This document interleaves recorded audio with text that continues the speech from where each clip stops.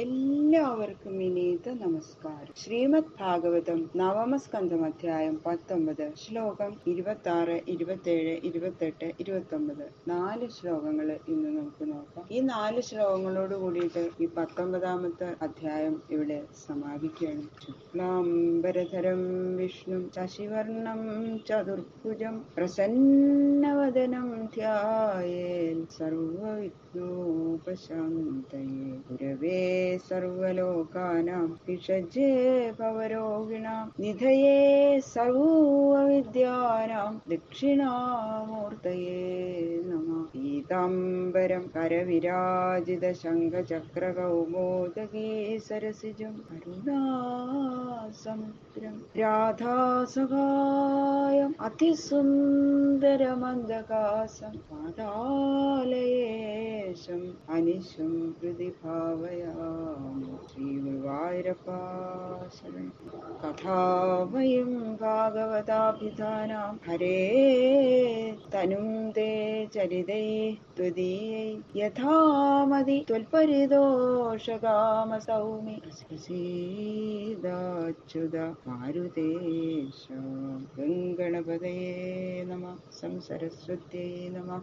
ഗുരുഭ്യോ നമഃ. ഓം നമോ ഭഗവതേ വാസുദേവായ. ശ്ലോകം 26. അങ്ങനെ യയാതി മഹാരാജാവ് ആത്മസാക്ഷാത്കാരം ഉണ്ടായി അവിവേകപൂർവം ചിന്തിച്ചതുകൊണ്ട് സകല ബന്ധങ്ങളിൽ നിന്നും മുക്തനായി എല്ലാറ്റിൽ നിന്നും വിട്ടിരിക്കുന്ന ആ പരിശുദ്ധവും സർവോത്കൃഷ്ടവും വാസുദേവൻ എന്ന് പറയപ്പെടുന്നതുമായ ആ പരബ്രഹ്മത്തിലെ ഭഗവത് ഭക്തി കൊണ്ട് മാത്രം ലഭിക്കണ ആ ശാശ്വത ശാന്തി ഉണ്ടല്ലോ, ആ ഗതിയെ പ്രാപിച്ചു എന്ന് പറയുന്നു. അദ്ദേഹം ആ വിവേകപൂർവം ചിന്തിച്ച ആ വിഷയസുഖങ്ങളിൽ നിന്നൊക്കെ അങ്ങോട്ട് വിരക്തനായിട്ട് കഠിനമായ തപസ് ചെയ്ത് ഭഗവാനെ മനസ്സിലാണ് ധ്യാനിച്ചു.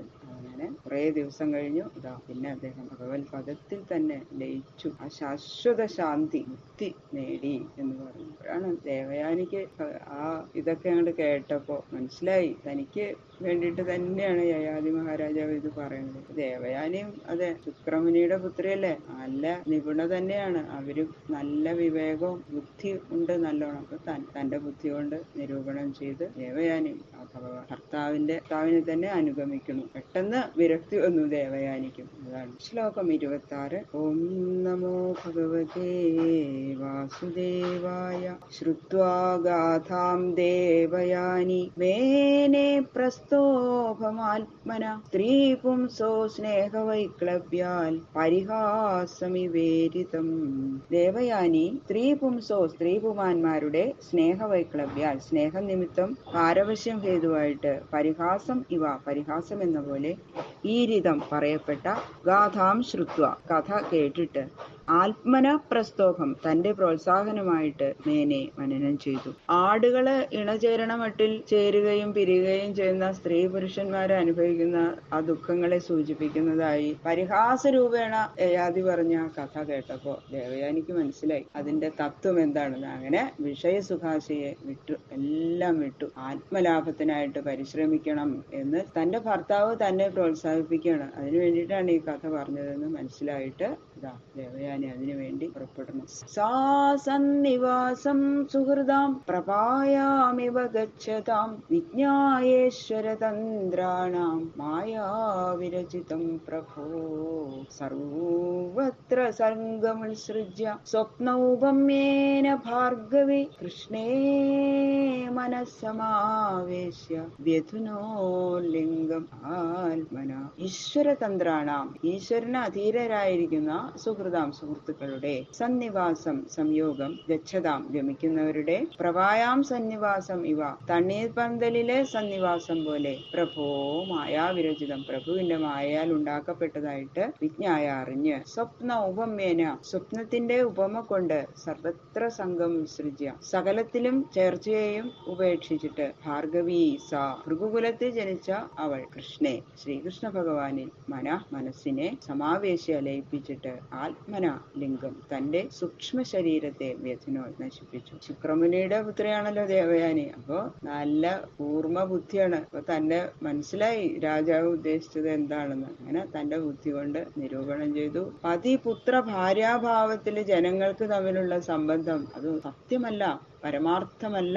ഈശ്വരമായ കൽപ്പിതമായ ആ ബന്ധം വഴിയാത്രക്കാര് ഈ സത്രത്തിലൊക്കെ താമസിച്ച് യോജിക്കുന്നത് പോലെ ക്ഷണികമാണ്, യാദൃച്ഛികവുമാണ്. അതുകൊണ്ട് അതിൽ പരമാർത്ഥ ബുദ്ധി തോന്നണത് സ്വപ്ന പദാർത്ഥങ്ങളിൽ പരമാർത്ഥ ബോധം ഉണ്ടാകുന്നത് പോലെ വ്യർത്ഥമാണ് എന്ന് മനസ്സിലായി. അത് അജ്ഞതയാണത്. നമ്മള് സ്വപ്നം കാണുമ്പോ എങ്ങനെയാ, ഉണർന്നു കഴിയുമ്പോഴല്ലേ അത് പരമാർത്ഥമല്ല എന്ന് മനസ്സിലാവണം. അതുപോലെ ആണ് ഈ ജീവിതം. ഒരു സത്രത്തില് കുറച്ചു നേരം എല്ലാവരും കൂടി കണ്ടുമുട്ടണം, വളരെ സ്നേഹത്തോടു കൂടി അടുക്കുന്നു, എത്ര ബന്ധമാണെന്ന് തോന്നും, ഇത്രയും മനസ്സുകൊണ്ട് അടുക്കും. പക്ഷേ കുറച്ചു കഴിയുമ്പോ എല്ലാവരും പിരിഞ്ഞ് അവരവരുടെ സ്ഥലത്തേക്ക് പോകും അല്ലേ, അത്രേ ഉള്ളൂ. അതുപോലെയാണ് ഈ ജീവിതത്തിലെ ബന്ധുമിത്രാദികള്, പതി പുത്ര ഭാര്യ ഒക്കെ ആയിട്ട് കുടുംബത്തില് ജീവിക്കുന്നത്. അതുപോലെയാണ്, ക്ഷണികമാണ്, യാദൃച്ഛികവുമാണ്. അതുകൊണ്ട് അതില് പരമാർത്ഥ ബുദ്ധി തോന്നുന്നത് അജ്ഞതയാണ് എന്ന്, സത്യബന്ധം അതിനില്ല എന്ന് മനസ്സിലാക്കിയിട്ട് ദേവയാനി ശ്രീകൃഷ്ണ ഭഗവാനെ തന്നെ വളരെ ഭക്തിയോടുകൂടി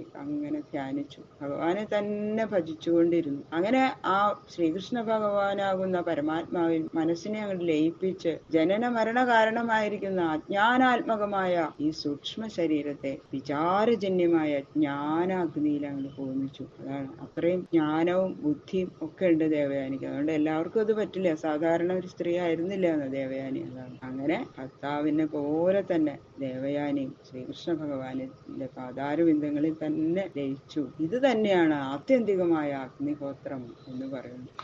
അങ്ങനെ ദേവയാനിയുടെയും ജയാദിയുടെയും കഥ അങ്ങോട്ട് പറഞ്ഞു കഴിഞ്ഞു. ഭഗവാന് ശ്രീകൃഷ്ണ ഭഗവാൻ എന്നങ്ങോട്ട് പറഞ്ഞപ്പോഴേക്കും ശ്രീ സുഖബ്രഹ്മർഷിക്ക് ആ സ്മരണ മാത്രം കൊണ്ട് തന്നെ ഭഗവാൻ ഇങ്ങനെ മനസ്സിൽ ഉദിക്കണം, ഭക്തി വന്നിട്ട് അതാ ഭഗവാനെ സ്തുതിക്കണം, പ്രാർത്ഥിക്കണം. നമസ്തുഭ്യം ഭഗവതേ വാസുദേവായ വേദസേ സർവഭൂതാദിവാസായ